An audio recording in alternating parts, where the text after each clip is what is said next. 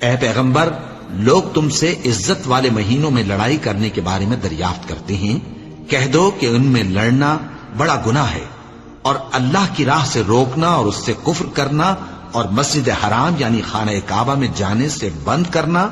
اور اہل مسجد کو اس میں سے نکال دینا جو یہ کفار کرتے ہیں، اللہ کے نزدیک اس سے بھی زیادہ گناہ ہے، اور فتنہ انگیزی خونریزی سے بھی بڑھ کر ہے،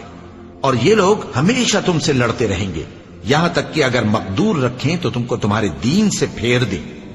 اور جو کوئی تم میں سے اپنے دین سے پھر کر کافر ہو جائے گا اور کافر ہی مرے گا تو ایسے لوگوں کے اعمال دنیا اور آخرت دونوں میں برباد ہو جائیں گے، اور یہی لوگ دوزخ میں جانے والے ہیں جس میں ہمیشہ رہیں گے۔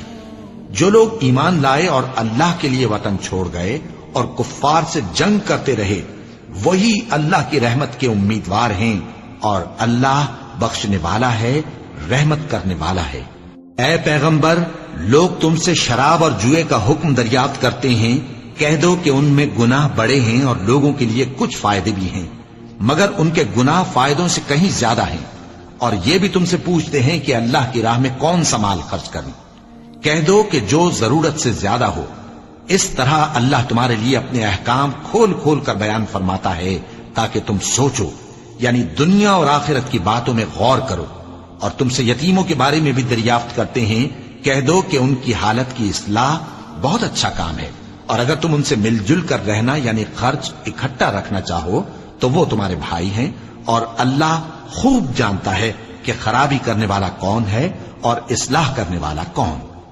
اور اگر اللہ چاہتا تو تم کو تکلیف میں ڈال دیتا، بے شک اللہ غالب ہے، حکمت والا ہے۔ اور مومنوں، مشرک عورتوں سے جب تک وہ ایمان نہ لائیں نکاح نہ کرنا، کیونکہ مشرک عورت خواہ تم کو کیسی ہی بھلی لگے اس سے مومن لونڈی بہتر ہے، اور اسی طرح مشرک مرد جب تک ایمان نہ لائیں مومن عورتوں کو ان کی زوجیت میں نہ دینا،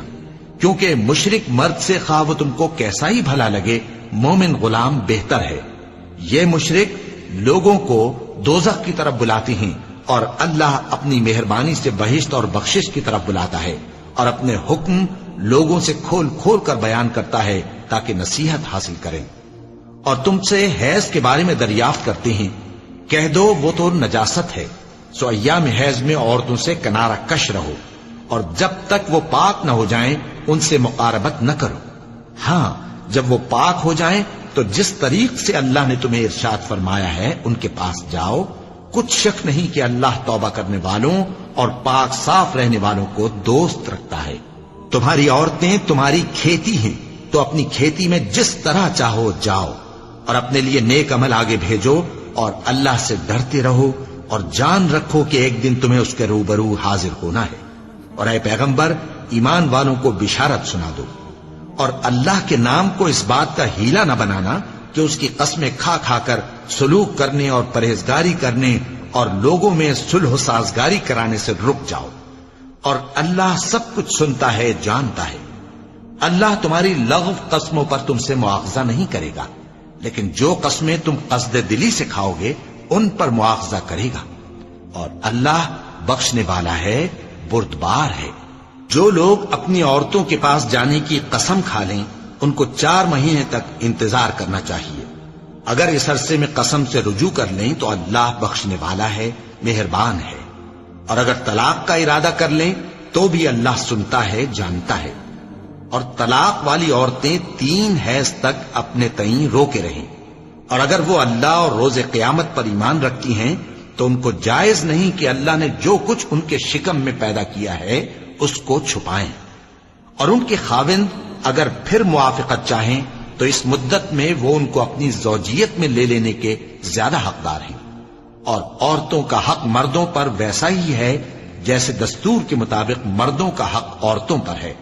البتہ